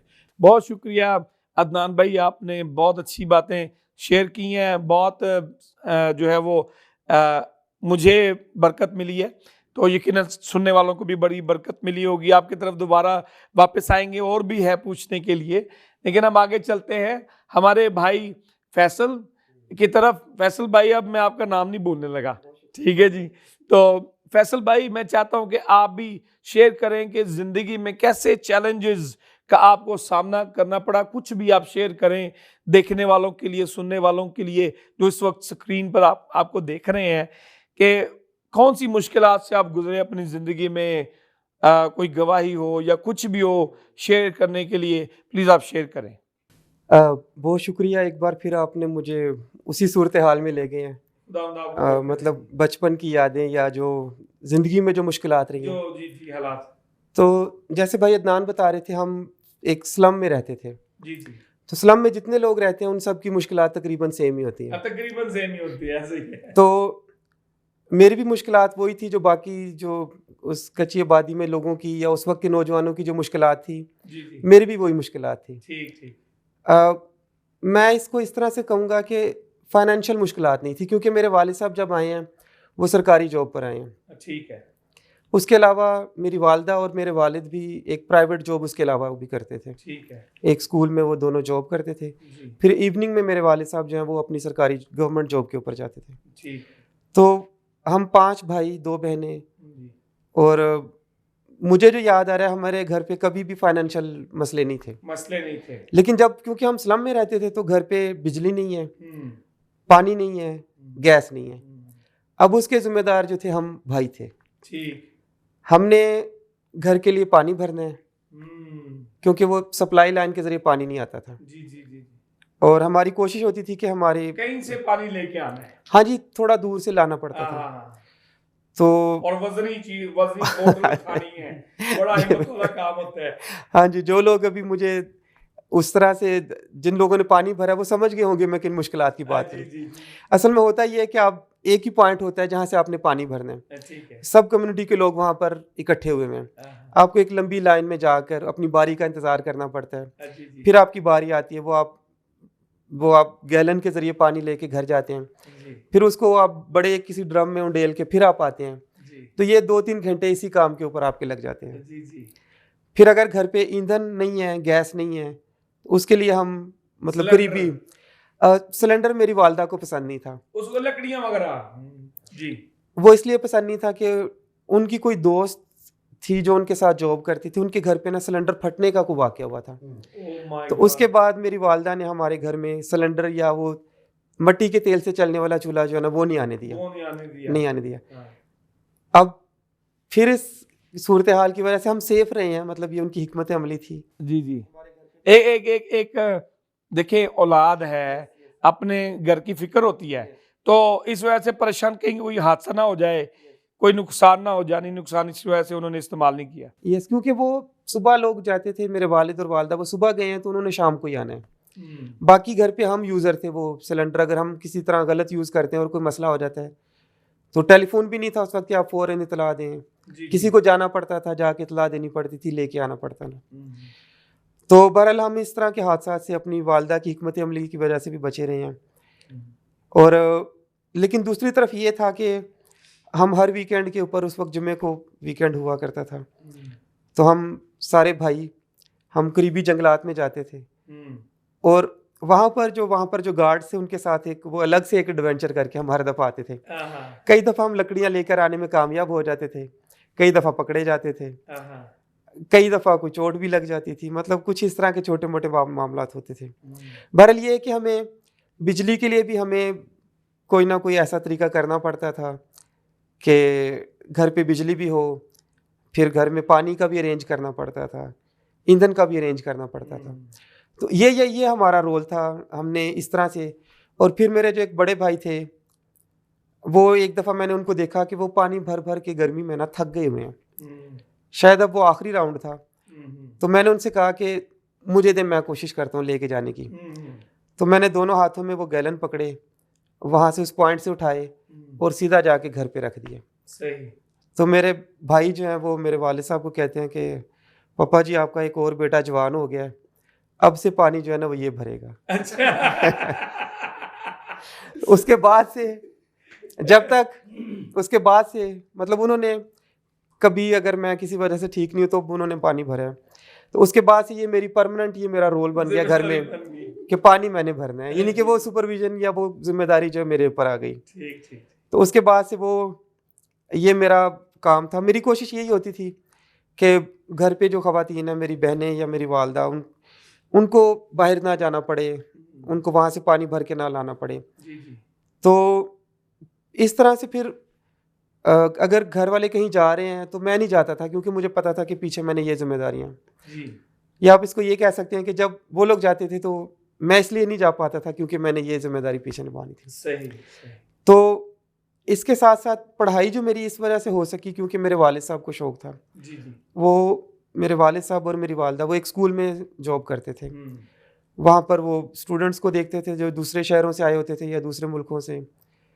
वहाँ पर टीचर से वो मिलते थे, प्रिंसिपल के साथ भी मिलते थे। तो इस वजह से हमारे घर में स्कूल की बातें होती थी, स्कूल में ये हो गया, हॉस्टल में ये हो गया। तो यानी कि हमारे पास बहुत सारे बैग होते थे। हॉस्टल में जो लोग रहते थे, जब वो शिफ्ट हुए तो वो सारे बैग जो हमारे पास, यूनिफॉर्म भी बहुत होते थे। जो लोग बच्चे वो यूनिफॉर्म की चीज़ें हैं वो अपनी छोड़ कर गए हैं, वो बुक्स भी, वो बैग्स भी, वो यूनिफॉर्म भी, मतलब हमारे पास बहुत वैरायटी होती थी। जी जी। यानी कि अगर हम किसी वजह से नहीं पढ़ सके तो वो हमारी वजह थी, वसाइल बहुत थे। और बात ये है कि हमारी फैमिली तो शिफ्ट हुई थी गांव से यहाँ पर। जी जी। तो बड़े जो भाई थे उनके ऊपर कोई ना कोई जिम्मेदारी वक्त के साथ साथ आती गई, वो नहीं पढ़ सके। लेकिन मैंने अपने वालिद साहब की ख्वाहिश की वजह से मैं अपनी फैमिली में यानी कि मास्टर्स करने वाला पहला शख्स हूँ। Praise God. और अब मैं चाहता हूँ कि हमारे जो सेकंड हमारी जो जनरेशन है जी। वो हमसे भी ज़्यादा पढ़े। बेशक हम समझें कि हम उनके लिहाज से कुछ भी नहीं पढ़े हुए। मैं चाहता हूँ कि वो आला यूनिवर्सिटीज़ में पढ़ें, जी। वो डॉक्टरेट करें, मतलब वो कुछ ऐसा करें कि वो हमसे भी बेहतर, हमसे भी आगे जो है हम जहाँ तक अपने वालिद साहब की वजह से पहुँचे, अब हमारी कोशिश ये है कि हमारी बदौलत हमारे बच्चे जो हैं वो उससे भी कई स्टेप जो है वो आगे जाएं। आमीन आमीन। बेशक मैं समझता हूँ कि आप जैसे जो भाई हैं, अब मैं नौजवान ही कहूँगा, अभी आप जवान ही है। चलिए, बहुत शुक्रिया। खुदावंद आपको बरकत दे। तो आप जैसे जो भाई हैं, नौजवान हैं, मैं समझता हूँ कि हमारे जो दूसरी आने वाली नस्लें हैं, जो छोटे बच्चे हैं, उनके लिए एक मशले राह है कि कोई भी चीज़ जो है वो नामुमकिन नहीं है, हर चीज़ जो है वो मुमकिन है। और तालीम जो है उसकी वजह से इंसान की ज़िंदगी में बड़ी तरक्की होती है। तो तालीम के बगैर जो है आप कोई भी काम नहीं कर सकते। बेशक आप जॉब देख लें, बेशक आप कारोबार देख लें, कुछ भी जो है तालीम के बगैर जो है वो नामुमकिन है। आप अगर अच्छी इनकम कमाना चाहते हैं, कारोबार में भी है, जॉब में भी, तो तालीम जो है वो आपकी बड़ी मददगार होती है। और फिर उसके बाद तालीम के साथ साथ जो है बड़ा शऊर भी आता है। बहुत सारी चीज़ें जो हैं उनको समझने में आसानी होती है जब आप तालीम याफ्ता होते हैं। क्या ख्याल है जी? तो मैं समझता हूँ कि बहुत बड़ी बात है। फिर आपने अपने वालिद साहब की ख्वाहिश को पूरा किया है, आपने आला तालीम हासिल की, और आप एक कहाँ से आप उठे और कहाँ तक पहुँचे हैं। तो मैं समझता हूँ कि ये एक जो है ना वो नमूना है आने वाली जो नस्ल है, नौजवानों के लिए। आप जैसे भाई जो हैं, आपसे वो बहुत कुछ सीख सकते हैं। तो खुदावंद आपको बड़ी बरकत दे। बहुत बहुत शुक्रिया। और मज़ीद आपसे पूछेंगे, तो चलते हैं फरजाना, आप जो हमारे दूसरे खुदा के खादमीन हैं, भाई हैं हमारे, उनसे भी आप पूछें। जी, हम आगे बढ़ेंगे और अपने अगले मेहमानों की तरफ चलेंगे। जी पास्टर साहब, मैं चाहती हूँ कि आप हमारे साथ शेयर करें कि आप किस तरह खुदावंद में आए, आपने किस तरह यीशु को कबूल किया और आपको किन मुश्किलात का सामना करना पड़ा। आपकी ज़िंदगी में कोई मुश्किलात आई, कोई हादसात या कुछ भी आप हमारे साथ शेयर करें। हाँ, शुक्रिया सिस्टर। मुश्किलात तो के बगैर तो ज़िंदगी बनती नहीं। जी बिल्कुल मुश्किलात और कामयाबियाँ मिलकर ही ज़िंदगी बनती हैं। जी तो मेरी ज़िंदगी में बहुत सारी मुश्किलात आई। जी मैं तकरीबन कह लें कि कम से कम 10-15 साल या की उम्र में था जब मैंने सिगरेट पीना शुरू किया। माँ घर से चोरी, मेरे बाप सिगरेट नहीं पीते थे। मैंने जैसे पहले बताया कि मेरे वालिद ने खुदावंद को कबूल किया था, वो बहुत दुआ गो थे और उनको इस बात से बड़ी नफ़रत थी। और मैंने दोस्तों के साथ मिलकर तो सादा सिगरेट शुरू की, और फिर जब वो उसकी ज़्यादा तलब बढ़ती गई तो फिर मैंने चरस, भंग, शराब, इन नशों का भी सहारा लिया। ठीक है, तो नशा करते करते यहाँ तक मैं चला गया कि मैंने अपने माँ बाप को बहुत दुख दिए। बहुत परेशान रहते थे मेरे माँ बाप। मेरे माँ बाप हर वक्त मेरे लिए दुआ करते थे कि हमारे घर में मेरे वालिद, चूँकि जैसे मैंने पहले बताया कि वो उन्होंने खुदा को कबूल किया था, पादरी साहब और कलीसिया के और बुज़ुर्ग घर में आते थे और वो दुआ करते थे। और मेरे दिल को शैतान ने इतना सख्त किया हुआ था कि मैं यहाँ तो दोस्तों को गली में से अपने मकान पे चढ़ा देता और ख़ुद घर में आता तो देखता कि इबादत हो रही है तो उनके बीच में से गुजर कर मैं छत पे चला जाता और दोस्तों के साथ नशा करता। यहाँ ऊपर से मैं आया हूँ, दोस्तों को गली से उतार दिया, खुद अंदर से आया हूँ, तो आगे दुआ हो रही है तो फिर भी मैं बाहर निकल जाता था। मेरे माँ बाप मेरी वजह से बहुत ज़्यादा दुखी थे क्योंकि मैं घर में सबसे बड़ा था। हम 4 भाई थे, 2 बहनें थीं हैं, तो इस वजह से मेरे माँ बाप को मुझसे बड़ी तवक्कुआत थी और मैंने उनकी सारी तवक्कुआत पे पानी फेर दिया था। लेकिन हमारे खादिम थे, वो मेरी वालदा को, क्योंकि मेरी वालदा भी बहुत ज़्यादा दुखी थी, तो उनके 5 भाई जवानी में फ़ौत हो गए थे और फिर उनके माँ बाप भी फ़ौत हो गए और दोनों बहनों का, मेरी खाला का भी कोई औलाद नहीं थी, वो बड़ी थी। तो जब मैं बड़ा हो, तो आपको पता है कि जब जवान बड़ा बच्चा बड़ा होता है, चाहे बेटी हो बेटा हो, वो उसको हर कोई बड़ी प्यार की निगाह से देखता है और जब उसकी तरफ से कोई दुख तकलीफ़ होती है तो वो बहुत ज़्यादा माँ बाप के लिए और रिश्तेदारों के लिए पेनफुल होती है। और मैं खुदा का शुक्र करता हूँ कि मैं एक, वैसे तो हर बंदा ही खुदा उनको कबूल करता है, लेकिन मैं समझता हूँ कि मेरे लिए खुदा की ये बड़ा बड़ा मंसूबा है कि मेरे लिए बहुत ज़्यादा दुआएं हुई। कलीसिया के बुज़ुर्गों ने दुआएं की, मेरे माँ बाप ने दुआएं की, मेरे जो उस वक्त कलीसिया के खादम थे पास्टर यूसुफ गुलाम, उन्होंने दुआएं की। और वो मेरी माँ को ये कहकर तसल्ली देते थे, बहन आप फिक्र ना करें, ये आपका बेटा बड़ा होकर खुदावंद इसको इस नशे से आज़ाद करेगा और ये लोगों के घरों में इंजील सुनाएगा। और मैं इस बात के लिए खुदावंद का शुक्र करता हूँ कि खुदावंद ने फिर उनकी दुआओं को सुना। मेरे माँ बाप ने और कलीसिया के बुज़ुर्गों ने, क्योंकि मैं कलीसिया में भी आता जाता था, तो बड़े मुझसे प्यार करते थे और बहुतों ने मुझे समझाने की कोशिश की, लेकिन मैंने जब किसी की ना मानी तो उन्होंने मुझे कहना छोड़कर खुदा को कहना शुरू कर दिया। और खुदा ने फिर उन सबों की दुआओं को सुना। और एक वक्त आया कि मैं एक दिन अपनी छत पे लेटा और नशे में, तो मेरे दिल में ये आवाज़ आई मेरे कानों में कि तू दुआ कर। और मैंने फिर दुआ करना शुरू की। जैसी भी आई दुआ की, लेकिन खुदा उनका शुक्र है कि उस दिन से फिर बाद में फिर मेरी जो दुआ में लगन बढ़ती गई। और इसके साथ 91 की ये बात है, 90 में आई कैन शुरू हुआ था। तो वहाँ के जो फील्ड वर्कर थे वो जाते थे, तो एक दिन मुझे कहने लगे कि आप हमारी वीकली प्रेयर मीटिंग में आए। तो मैं फिर उसमें जाना शुरू हो गया। ये खुदा का काम था।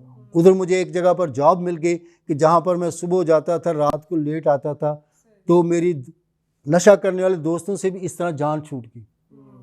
और फिर करते करते कि आई कैन में मैंने आना शुरू किया। और आई कैन में आते आते फिर मुझे उन्होंने वॉलंटियर रखा। 92 में मैं 92 जनवरी से लेके तो सितंबर 15 तक मैं आई कैन में वॉलंटियर रहा। और फिर आई कैन में मैं स्टाफ में आया। और फिर इस तरह करके देखें खुदा ने मेरे लिए कैसा इम्तहान भी रखा और मुझे कुव्वत भी दी कि इधर मैंने नशा छोड़ा और साथ ही मुझे खुदा ने उन्हीं लोगों में, मेरे उन्हीं भाइयों में ले आया कि चल तू इधर काम कर। और मैं खुदा का शुक्र करता हूँ कि खुदाउन ने मुझे बड़ी कुव्वत दी, बड़ी दिलेरी दी कि फील्ड में जाना, तो हम जाने ही उनके पास जो नशा करते थे। बड़ी बात है, क्योंकि आप ये भी इस चीज का भी इम्कान होता है कि शायद आप दोबारा नशा शुरू करें। जी बिशप साहब, मुझसे ज़्यादा होशियार चालाक पढ़े लिखे लोग रिलैप्स कर जाते थे, दोबारा नशा शुरू कर देते थे। लेकिन मैं खुदा का शुक्र करता हूँ कि मुझे खुदा ने नशे से महफूज रखा। और फिर 93 में मेरी शादी हुई और शादी के बाद खुदा ने मुझे 2 बच्चे दिए। और मिसेज मेरी तकरीबन 18 साल बीमार रही है, ब्लड प्रेशर, शुगर, दिल के पता नहीं कोई बहुत सी बीमारियां थी उनको। फिर 2018 में उसकी डेथ हो गई। और इन सब हालात में मुझे मेरे खुदा ने संभाला है। और मैं इस बात के लिए शुक्रगुजार हूँ कि मेरी वालदा भी 2017 में फौत हुई हैं। वो मेरी तरफ से इस वजह से खुश थी कि मैं नशा नहीं करता था।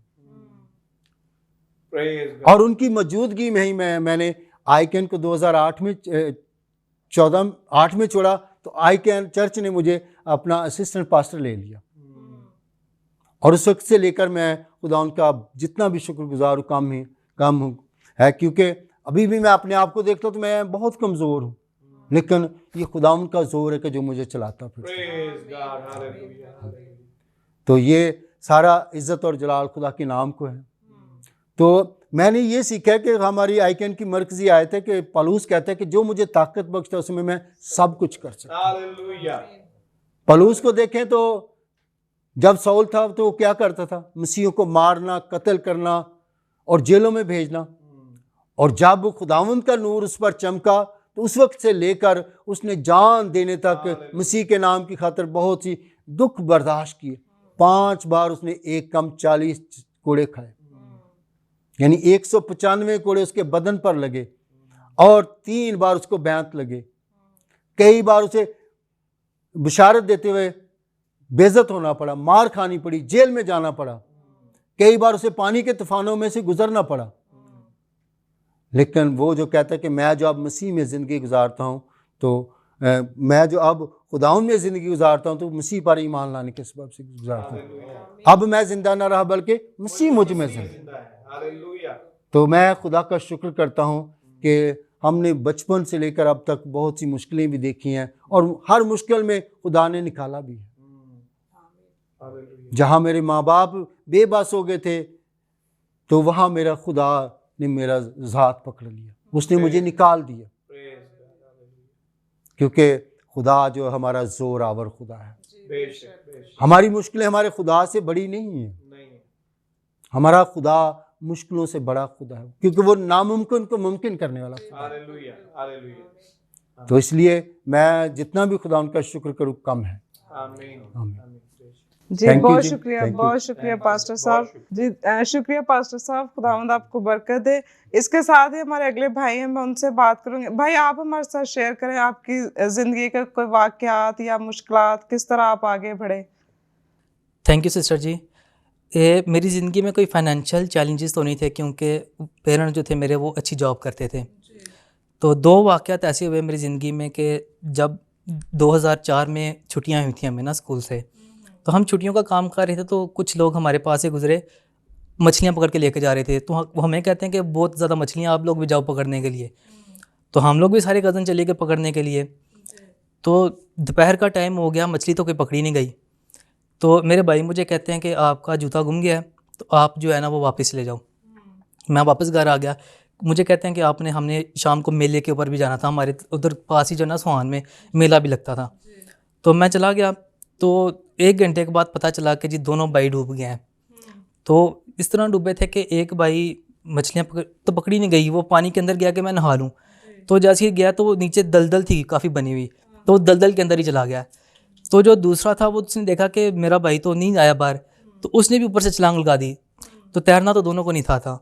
तो जो नीचे था उसने उसकी टांगें पकड़ ली, तो इस तरह वो दोनों पानी के अंदर ही रह गए। सांसें चल रही थी उनकी। फिर उनको जो थे कुछ लोग जो थे वहाँ के पठान थे, वो लेके गए निकाल के बाहर। तो जाते भी उनकी सांसें टूट गई थी। उसके बाद उस हादसे से बड़ी मुश्किल से हम लोग निकले थे। मेरी अम्मी ने भी फिर जॉब से अपनी रिटायरमेंट ले ली, उनसे काम वगैरह नहीं था हो रहा। तो उसके बाद 2019 में एक ये वाक़या हुआ है हमारे साथ कि अम्मी के जो है ना, मेरी को जो है ना वो कैंसर डायग्नोज हुआ है। तो वो इनिशियली स्टेज थी, तो उसका हमने जो है ना सारा ट्रीटमेंट वगैरह कराया। तो अब पर अभी भी जो है ना वो स्टिल अभी उनकी बॉडी के अंदर ही है, कैंसर जो है वो गया नहीं है। तो अभी भी उनका जो है ना चल रहा है, जो उनका ट्रीटमेंट है। तो ये 2 वाक़यात हैं जो मुझे खुदावंद की तरफ जो नज़दीक ले के आए। आमीन। खुदावंद के नज़दीक भी और फैमिली के नज़दीक भी। ये तो कोई, क्योंकि फैमिली में कोई भी मुश्किल परेशानी आती है तो उसकी वजह से फैमिली जो है वो बहुत एक दूसरे के करीब हो जाती है। बिल्कुल जी, बहुत शुक्रिया भाई। खुदावंद आपको बरकत दे, आपको सेहत दे, तंदुरुस्ती दे। आमीन। जी नाज़रीन, हमने अपने मेहमानों से गुफ्तगू की, हमने उनकी ज़िंदगियों के बारे में जाना, किन हालात से वो गुजरे, किन मुश्किलात से निकल कर वो आगे आए। सो इसके साथ ही हम आगे बढ़ेंगे, अपने शो को आगे बढ़ाएंगे और बिशप साहब की तरफ चलेंगे। थैंक यू, बहुत शुक्रिया फजाना जी। यकीनन बहुत ही अच्छी बातें जो हैं वो सुनने को मिल रही हैं और यकीनन आपने इनसे बहुत बरकत पाई होगी, बहुत मोटिवेशन पाया होगा। आइए हम चलते हैं आगे और अपने भाई खुदा के खादम ब्रदर अदनान अमजद की तरफ चलते हैं। पूछते हैं कि आप बताइए कि अब आप क्या करते हैं, किस तंजीम में, आपने तंजीम का तो बताया, लेकिन क्या काम है आपका वो बयान करें और साथ ये भी बयान करें कि हम मसीह के शागिर्द जो है, अच्छे शागिर्द वो कैसे बन सकते हैं, क्योंकि हमारा जो प्रोग्राम है उसका मोटो है कि मसीह के शागिर्द। तो इसके हवाले से आप थोड़ा बयान करें। जी बिल्कुल, मैं बताना चाहूँगा अपनी मिनिस्ट्री के बारे में। जी जी। मैं काम कर रहा हूँ आईकैन के साथ। आईकैन से बहुत सारे हमारे मसीही बहन भाई वाकिफ होंगे, क्योंकि ये जी, जी। पुराना नाम है। देखिए, इस्लामाबाद से तो वाले वाकिफ हैं, लेकिन लाहौर, कराची, पूरी दुनिया तो वाकिफ नहीं है, इसलिए आप डिटेल से बताया था। जी, तो आईकैन जो है ये, जैसे पास्टर साहब बता रहे थे कि वो 92 में जो है वो अदारा स्टार्ट हुआ जी और उन्होंने इस्लामाबाद की कम्युनिटी में जो था वो ड्रग एडिक्ट्स जो थे जी और नशियात के आदी लोग उनकी ट्रीटमेंट के लिए बहुत काम किया। जी और ये उस वक़्त आईकैन का जो एब्रीविएशन जो बनती थी वो इस तरह से था, Islamabad Christians against narcotics, praise God, ये पूरा नाम था उसका। ठीक है, और ये अदारा जो है ये बहुत कामयाबी के साथ चला, इसने बहुत खिदमत की, सही, लेकिन ये कुछ नागुज़ीर वजूहात की वजह से 2014 में ये वाइंड अप हो गया, बंद हो गया। तो उसके बाद ज़रूरत तो थी, जी जी क्योंकि जैसे कि हम जानते हैं कि हमारी क्रिश्चियन कम्युनिटी में नौजवान जो है वो मनशियात की तरफ जा रहे हैं, बल्कि अब दूसरी कम्युनिटी के भी नौजवान जो है वो मनशियात की तरफ जा रहे हैं, और ये बहुत तेज़ी के साथ ख़ास तौर पे जवानों में जो है वो ज़्यादा ये मनशियात फैल रही हैं। जी तो ज़रूरत थी कि दोबारा से इस मिनिस्ट्री का आगाज़ किया जाए। जी तो इसके लिए बहुत सारे लोग कोशिश कर रहे थे, मुख्तलिफ लोग कोशिश कर रहे थे, मुख्तलिफ सतह पे कोशिश कर रहे थे, लेकिन इसके लिए पास्टर इकबाल साहब बहुत सरगर्म थे और ये चाहते थे कि दोबारा से स्टार्ट हो आईकैन और दोबारा से इस खिदमत का आगाज़ किया जाए। तो इन्होंने जो हमारे सबसे जो आईकैन के पहले डायरेक्टर थे डॉक्टर इश्तियाक भट्टी साहब, उनसे इन्होंने रिक्वेस्ट की कि डॉक्टर साहब आप प्लीज़ जो है ये दोबारा से एफर्ट करें कि इसको शुरू किया जाए। तो डॉक्टर साहब जो थे वो उस टाइम यूएस में थे, जी तो ये फ़ोन पे उनसे बात करते थे। तो जब वो पाकिस्तान आए तो फिर जो है पास्टर इकबाल साहब ने उनसे मुलाकात की और कहा कि आप इसको शुरू करें। तो इस तरह से जो ये बात है ये चलनी शुरू होगी कि इसको आगाज़ किया जाए दोबारा से। जी तो पास्टर साहब जो है इन्होंने फिर और भी लोगों को तलाश करना शुरू किया। मैं उस टाइम पे जो है वो एक प्राइवेट कंपनी में जॉब कर रहा था। तो ये इन्होंने ये मुझ तक पहुंचे पास्टर साहब, इन्होंने कहा कि हम आईकैन एक अदारा था वो बंद हो गया, उसको दोबारा से रजिस्ट्रेशन कराना चाहते हैं, तो आप हमारी कोई मदद कर सकते हैं तो आप बताएं। जी तो मैं उस फर्म में काम करता था, तो फर्म की तरफ से हम बाउंड थे कि हम एज अ कंसल्टेंट ही इनको सर्विसेज प्रोवाइड कर सकते थे। जी तो जब मीटिंग हुई डॉक्टर साहब के साथ और पास्टर इकबाल साहब के साथ, तो इन्होंने बताया कि हमारे पास कोई फंड्स नहीं है, हम आपको फीस नहीं पे कर सकते, लेकिन हम चाहते हैं कि ये अदारा दोबारा बहाल हो, तो आप क्या मदद कर सकते हैं। तो मेरे एक कोलीग हैं नसीर साहब, तो वो साथ थे, तो हमने कहा कि ठीक है हम आपके साथ एज अ वॉलंटियर ही जाएंगे और हम आपकी ये हेल्प करेंगे कि इस अदारे को जो दोबारा से स्टार्ट किया जा सके। तो फिर हमने इसकी रजिस्ट्रेशन जो है वो दोबारा से करवाई इस्लामाबाद से ही, ठीक है, और उसके इब्तदाई बोर्ड में जो है मैं भी शामिल हूँ और भी दीगर लोग शामिल हुए। और ये पहली इसकी दोबारा जो मीटिंग थी हमने सेंट थॉमस चर्च जो है इस्लामाबाद में, चर्च ऑफ पाकिस्तान का, वहाँ पे ही ये पहली मीटिंग हुई हमारी, और वहाँ पे ही हमने इसका बोर्ड जो है वो दोबारा से रीऑर्गेनाइज़ किया। और वहाँ पे डिसाइड हुआ कि उन्होंने रिस्पॉन्सिबिलिटी मुझे दे दी कि अदनान अमजद जो है ये इसकी रजिस्ट्रेशन और इसके बाकी लीगल मामलात के लिए रिस्पॉन्सिबल है। तो फिर ये बेड़ा जो है फिर मैंने उठा लिया, इसकी रजिस्ट्रेशन करवाई हमने, और जो इसके बाकी लीगल मैटर्स थे, बैंक अकाउंट इसका ओपन करवाया हमने, जो ऑफिशियल बैंक अकाउंट होता है, और इसके साथ जो लीगल कंप्लाइंसेस थी गवर्नमेंट की उसके ऊपर भी हमने काम किया। तो इस तरह वो फिर मुझे इन्होंने रिस्पॉन्सिबिलिटी दी, तो मुझे ये भी कहा गया कि आप अगर फुल टाइम कर सकते हैं, तो फिर मैंने अपनी जॉब जो थी वो प्राइवेट फर्म वाली वो छोड़ दी, और आईकैन में मैं एज फुल टाइम एम्प्लॉय जो है वो आ गया। तो उसके बाद जब सारे हमने ये मामला जो लीगल थे वो सॉर्ट आउट कर लिए, तो इनिशियली हमारे पास ऑफिस की स्पेस भी नहीं थी, तो फिर हमने रिक्वेस्ट की, ब्रदर फैसल साथ ही बैठे हैं, तो फैमिलीज फॉर पाकिस्तान इनकी ऑर्गेनाइजेशन है, तो हमने इनसे रिक्वेस्ट की, तो उन्होंने अपने ऑफिस में एक कमरा हमें जो है वो दे दिया है कि आप इसको एज ऑफिस यूज़ करें, और जब तक आपका ऑफिस नहीं बनता आप ये जगह यूज़ कर सकते हैं। तो वो इनके साथ हम ऑफिस जो है वो अपना शेयर कर रहे हैं। तो अभी जो है वो फिर बोर्ड ने मुझे जो है वो इसको लीड करने की, आईकैन को लीड करने की रिस्पॉन्सिबिलिटी दे दी है, और जो है अब मैं वो आईकैन को एज अ चीफ कोऑर्डिनेटर जो है लीड कर रहा हूं। खुदा उनका शुक्र अदा करते हैं। आप जो काम कर रहे हैं मैं समझता हूँ कि उसकी बहुत ज़्यादा ज़रूरत है। नौजवान ख़ास तौर पे जैसे आपने जिक्र किया कि वो ज़्यादा नशे की तरफ आ रहे हैं, यकीनन कई वजूहात हैं, नशे के आदी बनने की, नौजवान किस वजह से नशे की तरफ जाते हैं, मुख्तलिफ मसाइल जो उनकी ज़िंदगी में होते हैं उस वजह से, और कुछ जब आप ऐसी महफिल, ऐसे दोस्तों को मिलते हैं जो ऑलरेडी नशा करते हैं, उस वजह से भी आप नशे के आदी हो जाते हैं, तो उनसे निकालना ये बहुत बड़ा काम है। तो मैं समझता हूँ बहुत आप अजीम काम कर रहे हैं। खुदावंद आपको बड़ी बरकत दे और कसरत से आपको इस्तेमाल करें और सारे वसाइल मुहैया करें जिनकी आपको ज़रूरत है, और इस काम को आप और ज़्यादा आगे बढ़ाएं। खुदावंद आपकी मदद करे, आसमान को खोले आपके लिए, हमारी ये दुआ है। तो बड़ा अच्छा काम कर रहे हैं, बहुत बहुत शुक्रिया आपने शेयर किया। हम दोबारा, हाँ ये भी हम आपसे पूछना चाह रहे थे कि चूँकि हम मसीह के पैरोकार हैं, तो आप ये बताइए कि हम मसीह के अच्छे शागिर्द कैसे बन सकते हैं? जिस तरह भी आप छोटा सा एक पैगाम मतलब बात जो है ना वो शेयर करें। जी बिल्कुल, मैं इस हवाले से ये कहना चाहूँगा कि हम मसीह के अच्छे शागिर्द या सच्चे शागिर्द तभी बन सकते हैं जब हम अंदर और बाहर से मुकम्मल तौर पर जो है वो खुदावंद को अपना आप दे दें। प्रेज गॉड, हालेलुया, बहुत अच्छी बात।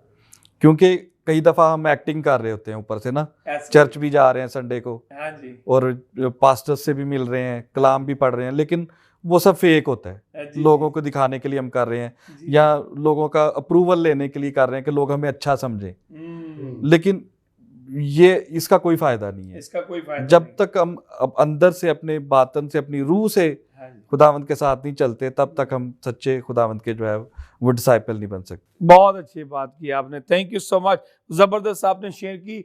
जी ब्रदर जी, आप बताएं फैसल भाई कि आप क्या करते हैं, आपकी तंजीम क्या करती है? नाजरीन को, देखने वालों को, सुनने वालों को बताएं कि आपकी तंजीम का क्या काम है, और साथ ये भी शेयर करें कि हम मसीह के अच्छे शागिर्द जो है वो कैसे बन सकते हैं। जी, मैं एक बार फिर आपका शुक्रगुजार हूँ, वेलकम। और आपने बहुत अहम सवाल किया है, जी जी इसके लिए मैं आपको बहुत शुक्रगुजार हूँ। जी, वेलकम। हमारी जो मिनिस्ट्री है उसका मकसद ये है कि हमारे जितने भी मुल्क में जितने भी लोग हैं, जितने भी इस मुल्क में लोग बसते हैं, वो मर्द हैं या औरत हैं, सही। तो जितने भी मर्द हजरात हैं वो अच्छे शोहर बने, जी, अच्छे वालिद बने। अच्छे वाले तो नहीं। यस, जितनी भी बहनें हैं, क्योंकि इवेंचुअली आपका रोल, आप अभी शायद शादीशुदा हैं या गैर शादीशुदा हैं, एक वक्त आएगा कि आपने शादी करनी है, तो पहले आप, करनी है, एक फैमिली बनानी है यस, आपने। सबसे पहले आप मियाँ और बीवी बनते हैं। जी, तो पहले हमें अच्छे मियाँ बीवी बनना है, बेशक उसमें हमारा अदारा जो है वो रहनुमाई करता है, गाइडेंस देता है। बेशक फिर उसके बाद, शादी के बाद इवेंचुअली आपके बच्चे होते हैं, बेशक। फिर आप वालिद और वालदा बन जाते हैं। जी, तो हम मतलब पाकिस्तान के जो हमारे बहन भाई हैं, हम उनकी मदद इस तरह से करते हैं कि हम उनकी अच्छा शोहर और अच्छा वालिद बनने में मदद करते हैं, बेशक। और बहनों की अच्छी बेगम और अच्छी वालदा बनने में मदद करते हैं। हालेलुया, और हम चाहते हैं कि हमारी फैमिलीज़ जो हैं वो मजबूत हों, हालेलुया। और फैमिली मजबूत होगी तो फैमिली, जैसे हम सब जानते हैं कि एक जो सोसाइटी है उसका बेसिक यूनिट जो है वो फैमिली है। बेशक बेशक। अगर फैमिली मजबूत है उस सोसाइटी मजबूत है, सोसाइटी मजबूत है। और अगर फैमिली कमज़ोर है तो वो उस कमज़ोर फैमिली की वजह से बाकी जो सोसाइटी है उसके ऊपर भी उसके मनफी असरात असरात आते पड़ते हैं। हैं। यस, तो अगर जैसे भाई इकबाल भी शेयर कर रहे हैं आईकैन, तो अगर हम आईकैन के अदारे को देखें तो वहाँ पर लोग आएंगे, वो ट्रीटमेंट हासिल करेंगे, लेकिन अगर ये फ़्लो इसी तरह चलता रहेगा तो ये काम कभी भी ख़त्म नहीं होगा। बेशक। लेकिन अगर हमारी फैमिलीज़, पेरेंट्स जो हैं वो बच्चों के ऊपर अगर नज़र रखते हैं, उनके ऊपर उनकी तरबियत करते हैं अच्छी तरह से, तो बच्चे कभी भी नशे की तरफ नहीं जाएंगे। बेशक बेशक। तो हमारा अदारा फैमिलीज और पाकिस्तान वो आईकैन को इसी तरह से सपोर्ट कर सकता है कि हम पेरेंट्स की काउंसलिंग करते हैं ताकि वो बच्चों की बेहतरीन तरबियत करें। काउंसलिंग करते हैं आप, उनको एजुकेट करते हैं। यस, तालीम ताकि देते हैं आप। ताकि वो बच्चे बड़े होकर माशरे के लिए, अपने ख़ानदान के लिए, अपनी कलीसिया के लिए, चर्च के लिए, अपने मुल्क के लिए जो हैं वो एक मुस्बत किरदार में वो सामने आए। बेशक बेशक। वो मुस्बत किरदार में सामने आएंगे तो वो अपने घराने के लिए भी इज़्ज़त का बाइस होंगे, अपनी कलीसिया के लिए भी, अपने माशरे के लिए भी वो इज़्ज़त का बाइस होंगे। बेशक। लेकिन वो अगर मनफी हैं तो वो सब के लिए जो है वो उसके अपोजिट, यानी कि परेशानी का बाइस होंगे या शर्मिंदगी का बाइस होंगे। और बाकी हम खुदावन के अच्छे मतलब डिसाइपल्स कैसे बन सकते हैं, तो पैदाइश पहला बाब उसकी 26 आयत में लिखा है फिर खुदा ने कहा कि हम इंसान को अपनी सूरत पर अपनी शबीह की मानद बनाएं। बेशक तो हमें खुदावंद ने हमें जो इंसान बनाया है, हमें उस मकसद को देखने की ज़रूरत है कि खुदा ने पूरी मतलब ज़मीन पर, रुए ज़मीन पर जानवर बनाए, दरख्त बनाए, परिंदे हैं, मछलियां हैं, किसी को भी अपनी सूरत पर नहीं बनाया, वो सब अपनी अपनी इकसाम पर हैं। एक इंसान को उसने ख़ास अपनी मकसद पर बनाया है। इसका मतलब ये है कि खुदा ज़मीन पर अपने नुमाइंदे चाहता है इंसान की सूरत में। तो हम किसी भी रोल में हैं, हमें ये देखने की ज़रूरत है कि उसमें हमें खुदा को जाहिर करना है। हालेलुया। अगर हम भाई हैं तो हमें, या शोहर हैं अगर हम, तो हमें खुदाए इंसान एक शोहर बनना है। अगर हम वालिद हैं तो हमें एक खुदाए इंसान वालिद बनना है। बेशक। इसी तरह बेगमें बहनें जो हैं वो अगर बीवी के रोल में हैं या वो वालिदा के रोल में हैं, वो भी खुदाए इंसान, यानी कि आप किसी भी रोल में हैं, आपके अंदर से खुदा को जाहिर होने की ज़रूरत है। आमीन। क्योंकि खुदा ने हमें इसीलिए अपनी सूरत और शबीह पर बनाया है जी कि हम उसको जाहिर करें। जी बेशक। जैसे एक दस्ताना है, वो हाथ की सूरत के ऊपर है। ऐसे ही। मकसद ये है कि उस दस्ताने के अंदर हाथ को रखा जाए। जी खुदा ने हमें अपनी सूरत पर बनाया है, बेशक। हमें अपने अंदर खुदा को रखना है। हालेलुया। फिर हम जो जाहिर करेंगे वो, हम बेशक छोटे हैं या बड़े हैं, फिर हमारे अंदर से जो चीज़, अगर खुदा हमारे अंदर है तो हमारे अंदर हम जिस चीज़ को जाहिर करेंगे वो खुदा है। फिर हम किसी भी रोल में होंगे। Praise God। तो हमें पहले अपनी जो पैदाइश की बुनियाद है, हमें उसके ऊपर आने की ज़रूरत है। जी हमें ये देखने की ज़रूरत है कि खुदा ने हमें एक ख़ास मकसद के साथ पैदा किया है, बेशक। और वो ये है कि हम उसकी सूरत पर हैं। हमें उसको इस ज़मीन पर अपनी ज़िंदगी, पूरी ज़िंदगी में उसका इजहार करना है, उसको जाहिर करना है।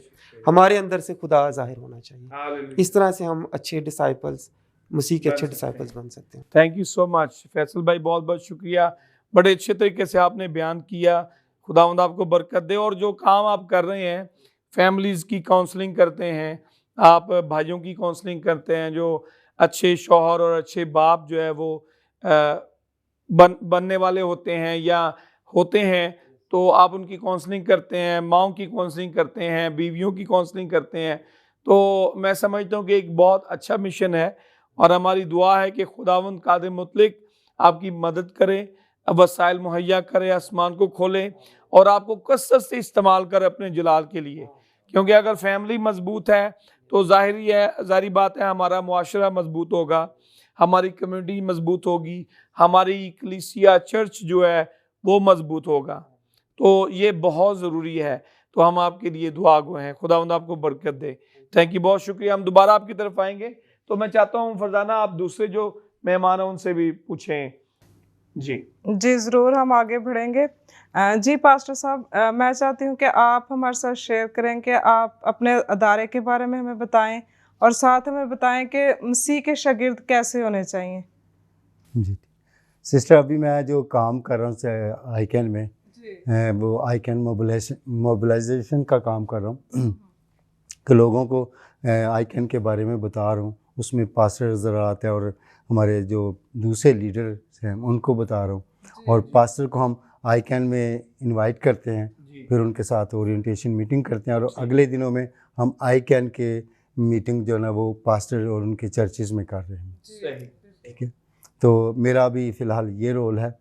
और इसके अलावा जो डिसाइपलशिप की आपने बात की है, तो यीशु मसीह ने जो है वो बेहतरीन हमें मिसाल दी है।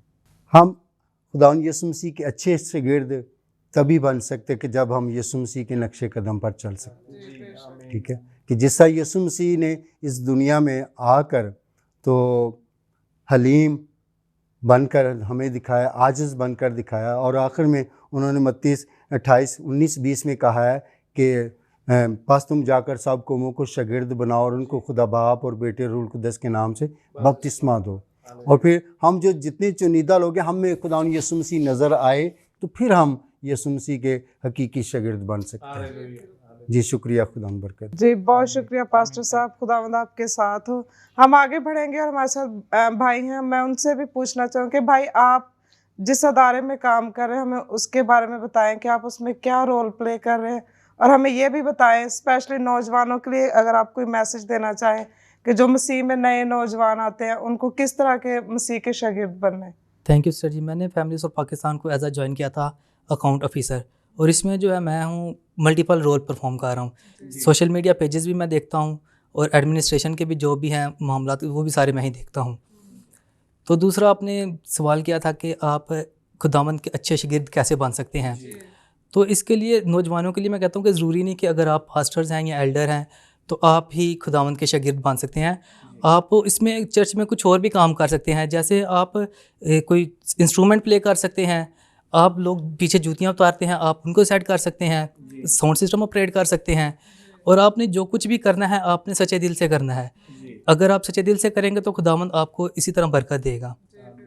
कुछ लड़के आते हैं घर में यही बता के आते हैं कि हम चर्च में जाके काम करने लगे हैं और चर्च आते नहीं हैं, और घर से चर्च का नाम लेके आते हैं और चर्च से निकल जाते हैं।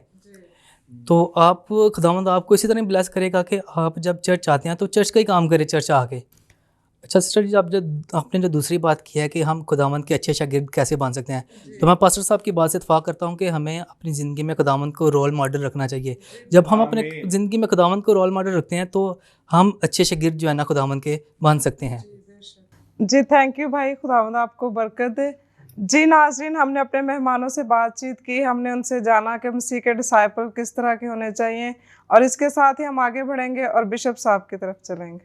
जी थैंक यू, बहुत शुक्रिया फरजाना।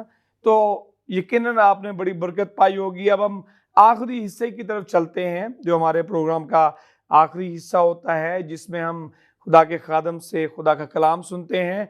हमारे दरमियान खुदा के खादम हैं ब्रदर फैसल। मैं चाहता हूं कि आप कलाम में से कोई बात जो आपके दिल में हो, जो आप शेयर करना चाहें कलीसिया के साथ, देखने वाले सुनने वालों के साथ शेयर करें प्लीज़। बहुत शुक्रिया बिशप साहब। मैं इब्रानियों 12 बाब की पहली 2 आयत जी शेयर करना चाहूँगा। जी कलाम मुकद्दस में यूँ लिखा है, बस जब के गवाहों का ऐसा बड़ा बादल हमें घेरे हुए है, तो आओ हम भी हर एक बोझ और उस गुनाह को जो हमें आसानी से उलझा लेता है दूर करके उस दौड़ में सब्र से दौड़ें जो हमें दरपेश है, और ईमान के बानी और कामिल करने वाले यीशु को तकते रहें, जिसने उस खुशी के लिए जो उसकी नज़रों के सामने थी शर्मिंदगी की परवाह ना करके सलीब का दुख सहा और खुदा के तख्त की दाहिनी तरफ जा बैठा। तो इन 2 आयत में से मैं कुछ पॉइंट्स जो बयान करना चाहता हूँ वो ये है कि सबसे पहले यहाँ पर जो वर्ड है बादल, बस जब कि गवाहों का ऐसा बड़ा बादल हमें घेरे हुए है। तो खरूज की किताब में से मैं बादल के हवाले से कुछ शेयर करना चाहता हूँ कि वहाँ पर भी हम एक बादल को देखते हैं। खरूज 13 बाब और उसकी 21 आयत, और खुदावंद उनको दिन को रास्ता दिखाने के लिए बादल के सतून में और रात को रोशनी देने के लिए आग के सतून में होकर उनके आगे आगे चला करता था, ताकि वो दिन और रात दोनों में चल सकें। तो हम यहाँ पर देखते हैं कि पुराने अहदनामा में खुदावंद जो है वो बादल के वसीला से बनी इसराइल की रहनुमाई करता है। तो यहाँ पर जिस बादल का जिक्र है वो रहनुमाई करने वाला बादल है।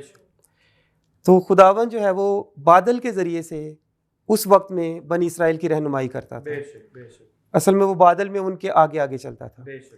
तो जहाँ बादल है वहाँ पर रहनुमाई है।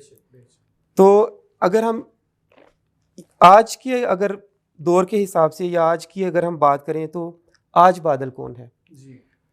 तो असल में जहाँ पर आज खुदावंद है, जहाँ पर उसकी रहनुमाई है, वो आज का बादल है। और वो आज की कलीसिया है।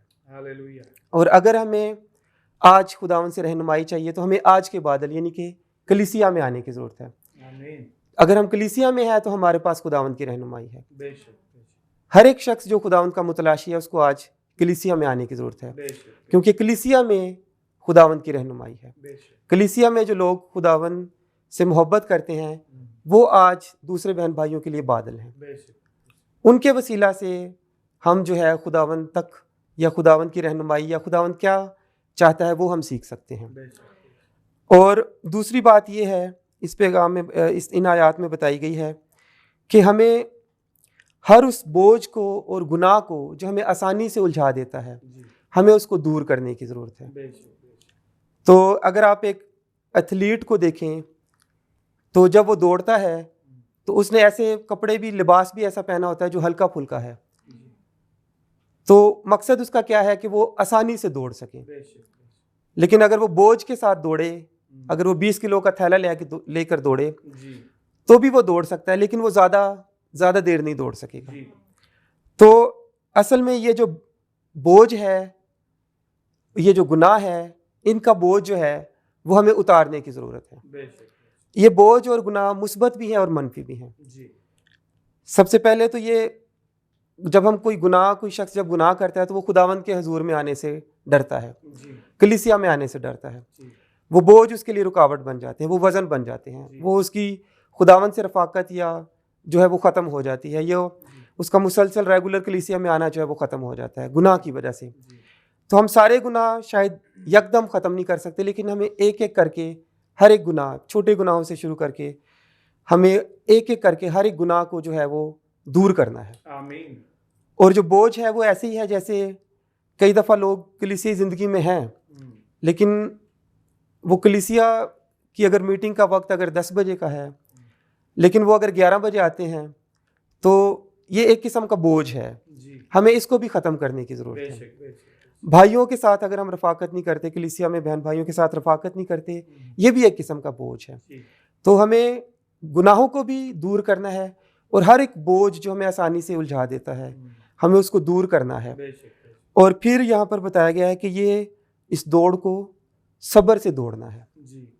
यानी कि ये ऐसी दौड़ नहीं है कि जो एक दिन की दौड़ है या एक हफ्ते की या एक महीने की, ये जिंदगी की दौड़ है। बिल्कुल आपने ठीक है, ये पूरी ज़िंदगी की दौड़ है।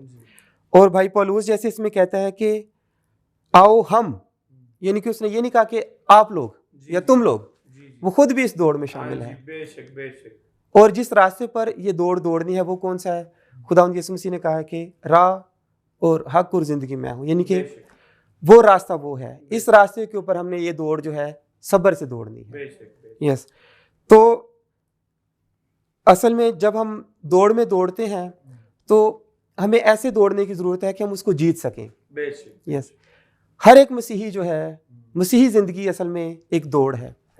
हर एक मसीही को इस दौड़ में शामिल होना है और इस दौड़ का एक रिवार्ड भी है। वो क्या है? बादशाही है। जब हम इस दौड़ को अच्छी तरह से दौड़ेंगे, जब हम अपनी मसीही ज़िंदगी को अच्छी तरह से गुजारेंगे, तो हमें एक अजर मिलेगा और वो क्या है? बादशाही है।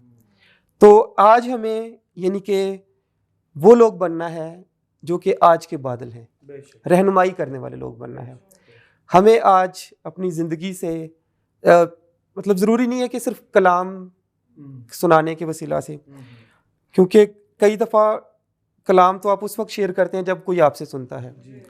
तो आप कलाम सुनाए बगैर आपको एक जिंदा कलाम बनने की ज़रूरत है। यानी कि आपने अपनी ज़िंदगी से उस कलाम को जाहिर करना है। तो आपको आज चलते फिरते बादल बनना है, कलाम के ज़रिए से भी और अपने किरदार या अपने उठने बैठने के ज़रिए से भी। तो हमें आज वो बादल बनना है जो दूसरे बहन भाइयों की रहनुमाई करें कि वो इस दौड़ में शरीक हों।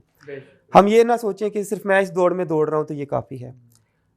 बाइबल में लिखा है कि हम दुनिया के नूर हैं, तो हमें बाकी लोगों की भी रहनुमाई करनी है कि वो इस दौड़ में शामिल हो जाएं। आमीन। और ख़ास तौर पर इसमें जो बताया गया है कि इस दौड़ को दौड़ने का एक असूल है, वो बताया गया है कि हमें खुदावंद यीशु मसीह को तकते हुए इस दौड़ को दौड़ना है। आमीन। तकने का मतलब है कि जब हम उसकी तरफ उसको देखते हैं तो हमारी उसकी तरफ ध्यान लगा के रखना है। यस, हमारी तवज्जो जो है वो तरफ। तकसीम नहीं होनी चाहिए, गैर मुनकसिम तवज्जो के साथ हमें उसको देखना है। आमीन।